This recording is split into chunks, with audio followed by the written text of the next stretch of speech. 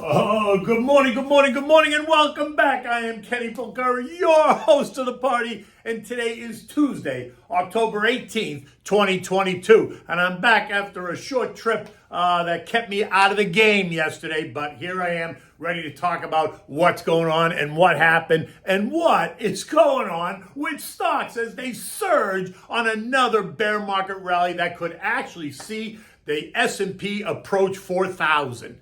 Earnings continue to beat, and the algos are going all in. Oil backs off a bit after its recent surge. Joey is set to release another 14 million barrels from the Strategic Petroleum Reserve.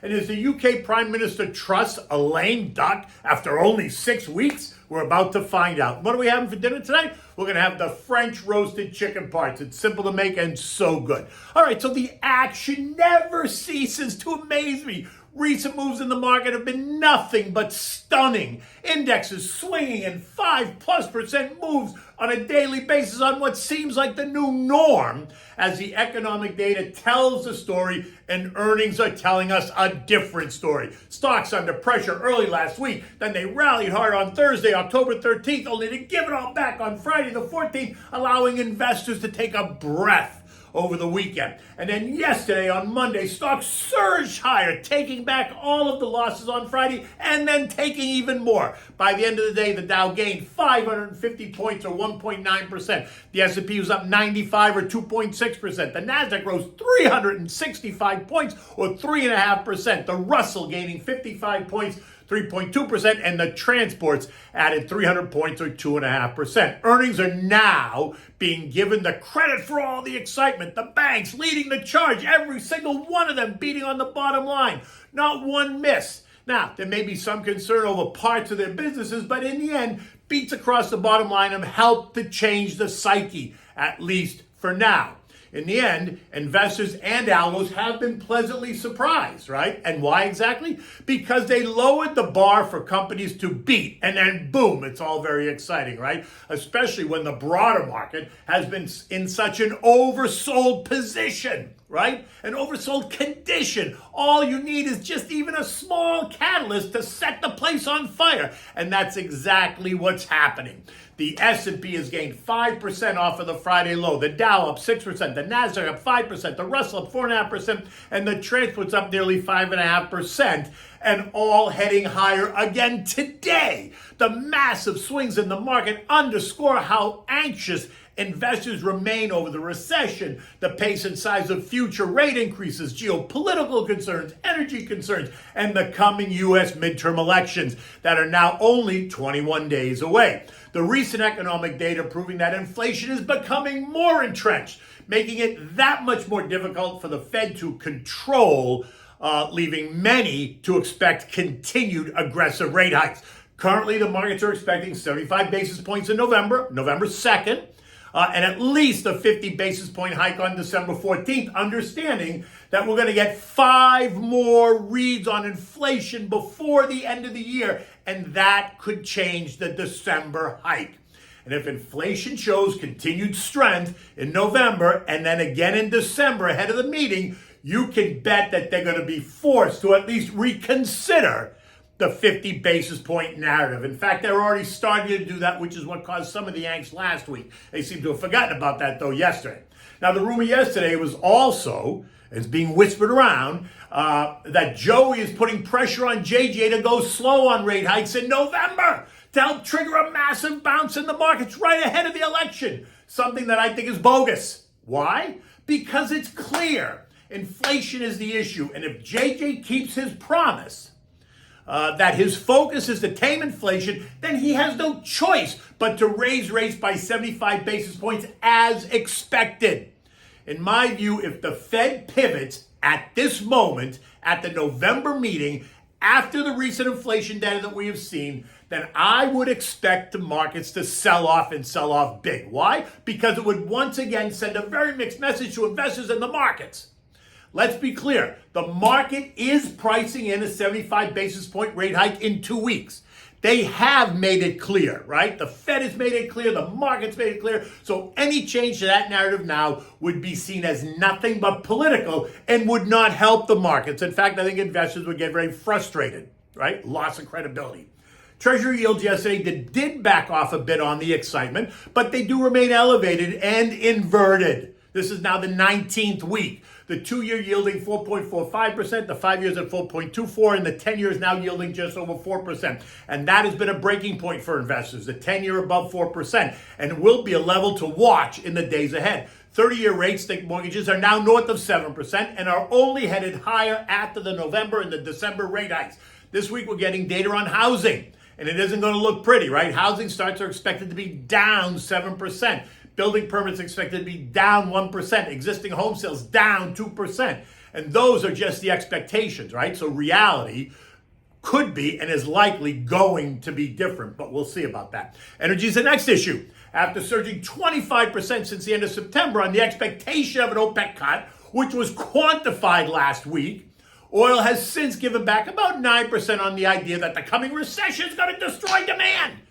In addition, is the news that Joey's going to release another 14 million barrels of oil from the Strategic Petroleum Reserve to help bring down the price of gas and energy just ahead of the midterms.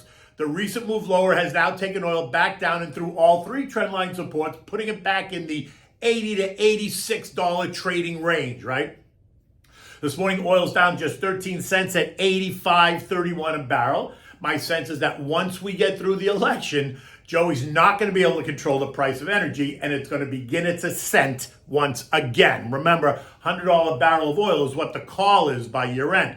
And the snub at the G7 meeting by the U.S., I'm sure is not going to sit well with the kingdom, not that anyone seems to care, and that's only going to add to the growing energy angst. But that's just a little on the side note. The dollar index continues to trade in a tight range, right? 112 to 113.5, leaving it up 17% on the year. The trend line drawn from the low in August through today suggests that the dollar should find support right here at 112 and then bounce before it starts to move higher once again.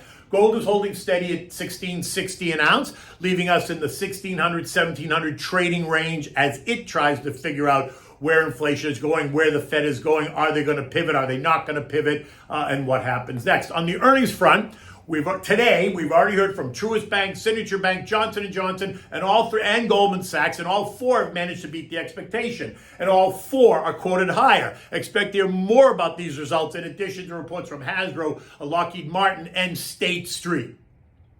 Every sector yesterday was higher. Consumer discretionary, the XLI, taking the lead up better than 4%, which makes sense since it's been down 35% year to date. Real estate was up 3%. Technology up 3%. Again, both sectors that are down more than 30% year to date. So when there's a rally, where does the fast money go? It goes to where it views the biggest opportunity, and those are in some of the names that have gotten absolutely destroyed this year. Disruptive tech, right? The ARKK, Cathie Wood's names, rose by 7%, leaving it down 68% on the year. Cybersecurity rose 4%. It was down 31%. Semiconductors rose 2.2% on top of the 4% last week, leaving it down 44% in the year. Home builders rose 2.5%, leaving them down 35% on the year. The underperformer was consumer staples, up only 1.1%, leaving it down only 12% on the year. But that makes sense. It isn't an exciting sector to be sure, and it hasn't been destroyed like other parts of the market have. U.S. futures are up again this morning, and they're up big. Dow futures are up almost 550 points now. S&Ps are up 65. The Nasdaq's up over 200. The Russell's ahead by 30. The economic data today includes industrial production up 0.1%. Capacity utilization at 80%, which is right on the cusp of inflationary, right? Anything above 80 suggests inflation. But the focus is going to be on the earnings and the excitement of the ongoing bear market rally, which we have seen before. If the trend of lower highs and lower lows holds up, we could see this rally take us to S&P 4,000, which would be an 8% move up from here before we hit resistance, right? And yesterday, Morgan Stanley's strategist, Mikey Wilson, who's been very cautious, did say that he sees a short-term rally that could take us to the 4,100-ish area. before it stalls. And that's helping the overall mood, right? This bear market rally, right? We're up 6%, up another 8%, up 14%. European stocks are also enjoying an up day, with markets there up about 1% across the board. Word that the UK Prime Minister Truss is struggling to hold on to her position after only 6 weeks on the job is top of mind for Europeans. And she threw out Kwasi and installed a new finance minister, some guy named Jeremy Hunt, and he's going to be the one to watch now. And he announced a complete rebuke of the economic plan that Truss and Kwasi had announced. Truss apologized for her mistake, but it's left her severely wounded. Many suggesting that she's lost support from within her own party, leaving her in a lame duck position. Hunt is the one to watch now as the strength behind the current political situation. On his news, the British pound rose, bond yields fell as the markets appear to be stabilizing. For the rest of Europe, the focus is going to be on that and also the start of earnings season, which over there has also gotten off to a better than expected start. The S&P closed at 3677 last night. That was up 95 points from Friday, and if futures are any indication, we're going to bust right up and through 3700 on the opening. Again, do not be surprised to see this surge higher, as it appears to be more of a bounce rather than a change in psyche. The PCE, which is the Fed's favorite inflation indicator, is due out next week and is expected to show ongoing inflationary pressure, which only supports the move to raise rates by 75 basis points in November and possibly in December.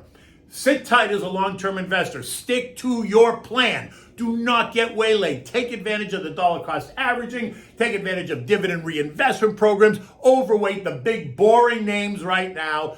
Buy the stuff that people need. Doesn't mean you get rid of your growth names. Just don't overweight them at the moment. You still want exposure if the market should turn, and is turning. You'll see great action in some of those names, and you saw the last couple of days, and you'll see it again today. Okay, what do we have for dinner tonight? We're having the roasted French country chicken, right? For this, you need 6 large potatoes, sliced in half and then sliced in quarters. You need slice them lengthwise, right? You need the chicken pieces, the legs, the thighs, the salt and pepper. You need crushed garlic, like 5 cloves or so. You need herbes de Provence. You need fresh Italian parsley, dry white wine. And if you don't want to use that, you can use chicken broth. And then you need the olive oil, right? Preheat the oven to 425 degrees. Add enough olive oil to cover the bottom of the roasting pan. Let it heat up. Just the oil in the pan. Now, combine the garlic, the oregano, the parsley, the white wine, all in a small bowl, and then set that aside, right? Now, you want to season the chicken pieces with salt and pepper. You want to toss them just in a tiny bit of olive oil, just enough to give them a little glisten, right? Now you want to add those to the roasting pan, skin side down. You want to put the potatoes in the roasting pan along with the chicken. You want to bake it for 15 minutes, then turn it over, bake them for 15 minutes more. The chicken pieces, juices should now be running clear. If they're not, cook it for another 5 minutes or so, right? But after about a half an hour, the juices should be running clear. Now you want to take the garlic wine mix or the chicken stock, whatever you use, and pour it all over the chicken and the roasted potatoes and let it cook for an additional 10 or 12 minutes or so. It should all be done, right? You should see the chicken should be getting nice and golden. You want to remove it from the oven.